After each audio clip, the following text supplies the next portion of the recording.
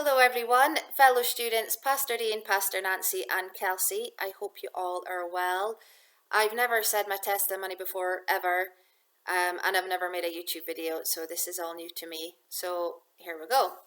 So my name is Kerry Stalker. I was born in Zambia in 1977 and moved to Scotland when I was 4. My parents subsequently separated because my dad was having an affair with a woman in the village and he moved back to Africa to be with her and one of her children. My mum, my brother and I moved up to Aberdeen a few hours away when I was 7 and I've lived here ever since.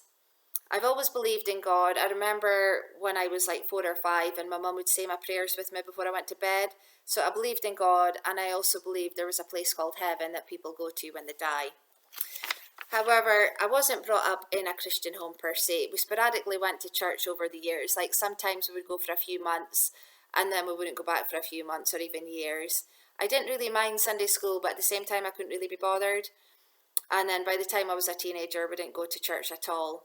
And like most teenagers, I wanted to fit in and be part of the herd. So I would smoke and drink and sometimes steal, even though I knew it was wrong. I had a conscience, but I chose to betray it. So it wasn't until I was 19 that I really started thinking about God properly. I was also dabbling in drugs quite a bit. I was a student at the time and I was party to the party lifestyle. And my mum also got ill at this time. She was diagnosed with leukemia, which really shook my world because my mum was my world, and is my world. So I would go out about 3 in the morning and I would look up to the night sky and I would ask if God is real. I didn't know if I was losing my mind and talking to fresh air or if I was indeed talking to God. I had to know. So that went on for a while, and eventually I reached the conclusion that yes, God is real and he hears us and he hears our prayers. I then did an Alpha course when I was 23 with my mum, who was 40 at the time, and she became a Christian, and I also asked God in my heart and became a Christian.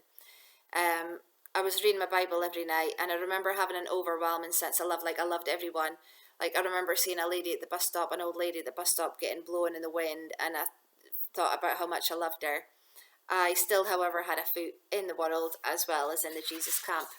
So that continued. I continued to be a lukewarm Christian, going to church sporadically through my 20s. I only had one Christian friend, and she was as ropey as I was.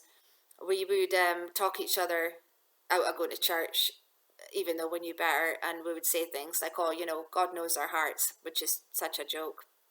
Then in 2010, I did another Alpha course with my brother, as coerced by my mum, which was really good. It was good to be in church and to be around Christians again.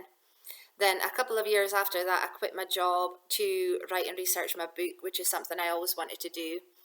My mission was basically to know the truth. So I started investigating so-called conspiracy theories like 9/11, the Iraq Wars, JFK. And I also began to look into eschatology, which is something I've been interested in since a late teenager. I began watching a ton of Chuck Missler videos on YouTube, and I discovered the Nephilim, which I found very interesting. Then I started watching videos by Trey Smith and Rob Skiba and L.A. Marzulli and a host of other interesting people. And I began to realise that the Bible is absolutely true. So for the next 8 years, it was me and God, and my relationship with him began to grow and strengthen and get deeper. Writing my book was a journey. I wanted to know the truth, and I found the truth, and his name is Jesus.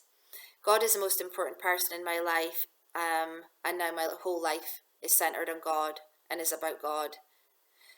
That's why I enrolled in ministry school, because I want to help wake others up to the truth of God and the Bible.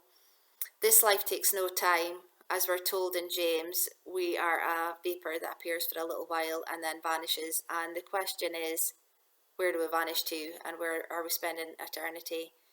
And I, for one, am putting my trust in Jesus, as if my life depends on it, because it does. Okay, that's me done, and shalom.